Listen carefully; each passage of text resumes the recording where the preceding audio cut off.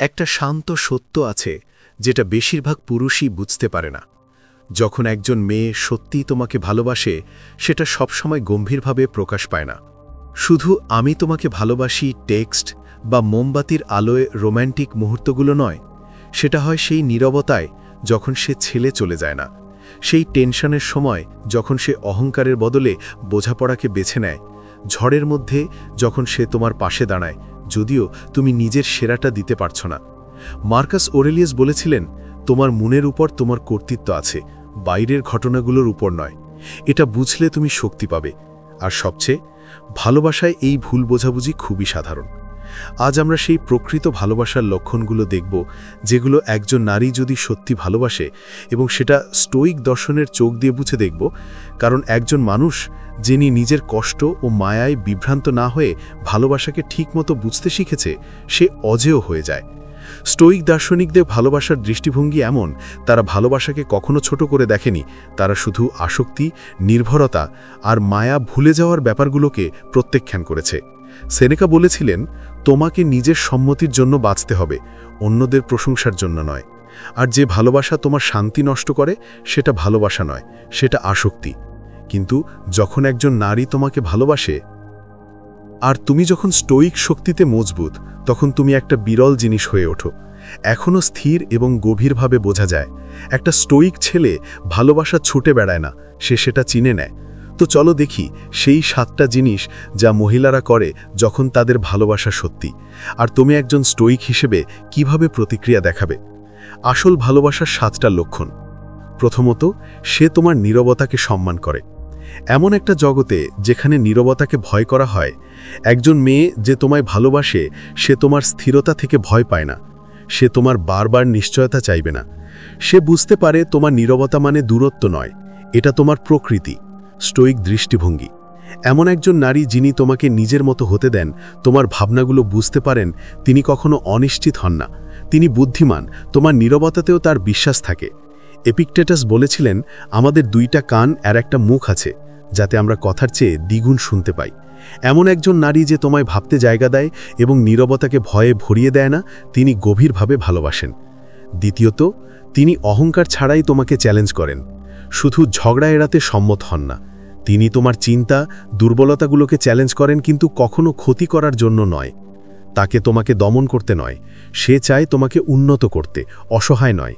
Stoic দৃষ্টিভঙ্গি থেকে যেন শিখিয়েছেন যে গুণাবলী পাওয়া যায় যুক্তি আর চ্যালেঞ্জের মধ্য দিয়ে। একজন নারী যিনি তোমার চিন্তাধারাকে পরীক্ষা করেন, ছোট করে দেখানোর জন্য নয়, বরং গড়ে তুলতে, তিনি যুক্তিবাদী ভালোবাসার সঙ্গে মিল রেখে কাজ করছেন। সে তোমাকে যে মানুষ হতে চলেছ তাকে ভালোবাসে, শুধু তোমার বাহারি ছাপ নয়। 3, সে চলে যাওয়ার হুমকি দেয় না। যখন পরিস্থিতি কঠিন হয়, তখন আসল ভালোবাসা থাকে, অস্বস্তিকর হলেও। সে ত্যাগকে অস্ত্র হিসেবে ব্যবহার করে না। প্রতিটি মতবিরোধের পর আমি আর পারছি না বলে যায় না। সে তোমার সঙ্গে থাকে আর কাজ করে, যখন বেরিয়ে যাওয়াই সহজ। স্টোয়িক দৃষ্টিভঙ্গি থেকে বলা যায়, সেনেকা বলেছে, কষ্ট মগজকে শক্তিশালী করে যেমন শ্রম শরীরকে করে। তোমাকে ভালোবাসে এমন মেয়েকে কষ্ট ভয় দেয় না। সে এটা দেখে বিকাশের একটা অংশ হিসেবে। তার আনুগত্য সুবিধার উপর ভিত্তি করে নয়, এটা মিলিত সংগ্রামের মূলে গড়ে উঠেছে। 4, সে তোমার উদ্দেশ্যকে সমর্থন করে, শুধু তোমার আরাম নয়। সে শুধু ডেট নাইট বা আনন্দের জন্য থাকে না। সে তোমার স্বপ্ন নিয়ে প্রশ্ন করে, তোমার সময়ের সম্মান করে, তোমার পরিশ্রমকে অনুসার করে। সে তোমার মনোযোগ ভাঙে না, তোমার পথ সে তাকে ধারালো করে। স্টোয়িক দৃষ্টিভঙ্গি। মার্কাস অরেলিয়াস স্পষ্ট বলেছিলেন, ভালো মানুষ কি সেটা নিয়ে কথা বলা বন্ধ করো, নিজেই হও। সে প্রতিশ্রুতি শোনার দরকার নেই। সে তোমার কাজ দেখে নিজের সাথে মেলায়। সে তোমার মুহূর্তে ভয় পায় না, সে তার পাশে থাকতে চায়। 5, তুমি না থাকার সময় সে তোমার নাম রক্ষা করে। তুমি কখনো শুনবে না, আমি সেটা বলেছিলাম কারণ আমি রেগে গিয়েছিলাম। সে তোমার সুনাম রক্ষা করে যদিও তুমি সেখানে নেই, ভয়ের কারণে নয়, সম্মানের কারণে। স্টোয়িক দৃষ্টিভঙ্গি। চরিত্রই হলো তুমি। যখন কেউ দেখছে না, তখনই ভালোবাসা সত্যি হয়। আসল ভালোবাসা তখনও চলে যায় না যখন তুমি পাশেই নেই, সেটা তোমাকে রক্ষা করে। একজন নারী যারা তোমার কথা সম্মানের সঙ্গে বন্ত ঘরেই বলে, তারা বিরল, আর তাদের দেখা উচিত। 6, সে অস্থিরতায় শান্ত থাকে, শুধু আরামদায়ক অবস্থায় সুন্দর নয়। যে কোনো নারী হাসতে পারে যখন সবকিছু ঠিকঠাক থাকে, কিন্তু জীবন ধসে পড়লেও যিনি মার্জিত থাকেন, তিনি আলাভা। সে নিজের নিয়ন্ত্রণ হারায় না। যখন তুমি সামলে উঠতে পারো না, সে তোমাকে উৎসাহ দেয়। ধৈর্যের দৃষ্টিকোণ থেকে সত্যিকারের ভালোবাসা শান্তিতে নয়, পরীক্ষিত হয়, কিন্তু আগুনের মতো। একজন স্থৈর্যশীল মানুষ কাউকে খুঁজে না যিনি তাকে সম্পূর্ণ করে দেন, সে খোঁজে এমন কাউকে যিনি তার শীতলতাকে আরও উজ্জ্বল করে তোলে। তার আবেগ নিয়ন্ত্রণ দুর্বলতা নয়, এটা সবচেয়ে শক্তিশালী রূপের ক্ষমতা। 7, সে তোমাকে ব্যক্তিগতভাবে ভালোবাসে, শুধু দেখানোর জন্য নয়।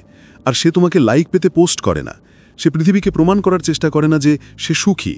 তুমি ক্লান্ত হলে সে তোমার জন্য চা নিয়ে আসে, ফোন চেক না করেই মন দিয়ে শোনে, সে পুরোপুরি উপস্থিত থাকে।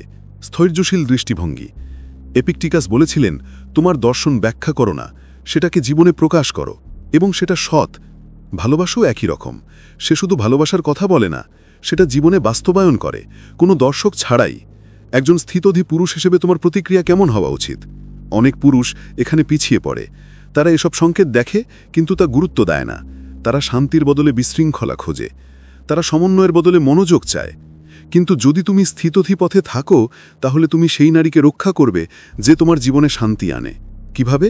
বাস্তব ভালোবাসাকে বিষাক্ত অভ্যাস দিয়ে পরীক্ষা করা বন্ধ করো, তার আবেগ নিয়ন্ত্রণের সঙ্গে তোমার নেতৃত্ব মেলাও, স্থিরতা থেকে পালিও না, তার মধ্যেই গড়ে তোলো। নেতৃত্ব দাও, সততা রাখো, কৃতজ্ঞতা দেখাও, নির্ভরশীলতা নয়। প্রতিদিন ওকে বিছে নাও, কিন্তু ভয়ের থেকে নয়, নিজের শক্তি থেকে। কারণ ভালোবাসা মানে উপাসনা করা নয়, এটা মান্যতা পাওয়া আর একসাথে উঠে দাঁড়ানো। এই জগতে যেখানে আওয়াজ, খেলা আর হঠাৎ হারিয়ে যাওয়া অনেক, সত্যিকারের ভালোবাসা খুবই কম। আর যখন সেটা পাও, সেটা চিৎকার করবে না, শুধু থাকবেই। যদি সে তোমার মস্তিষ্কের সম্মান করে, তোমার লক্ষ্যের সমর্থন করে, গর্বের সঙ্গে তোমার কথা বলে, আর ঝড়ের মাঝে শান্ত থাকে, তাহলে সে তোমাকে ভালোবাসে। আর তুমি যদি বুদ্ধিমান হও, তাহলে মনোযোগের পেছনে ছুটবে না। তুমি সেই জনের সঙ্গে সম্পর্ক গড়বে যিনি কিছু নিয়ে আসেন, শান্তি। কারণ ভালোবাসার সবচেয়ে বড় প্রমাণ হলো কেউ কতটা গভীরভাবে তোমাকে বুঝতে পারে, সেটা নিয়ন্ত্রণ করার চেষ্টা না করেই। সেই ভাইটাই হলো সত্যিকারের ধৈর্য।